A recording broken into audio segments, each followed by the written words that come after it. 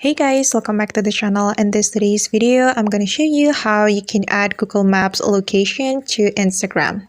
So guys, here I have already opened my Google Maps application on my phone, and I'm going to pick random location to be added to my Instagram. So we're going to tap on the location that we want to add, like this, and after that we can click on share to get the link of the Google Maps location. Click on share button, it's over here.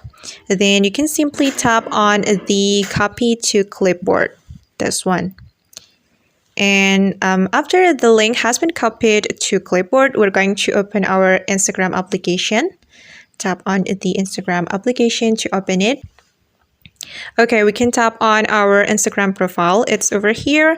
Then click on the edit button to add this Google Maps location link to our profile. Click on edit profile. Then you can simply tap on add link right here. Then after that, you can paste the link. But before it, we can tap on add external link. Then you can tap and hold on the screen. Then click on paste. Then you can add title for the link. For example, I'm going to add shop. And after we're done, we just need to click on this check mark button.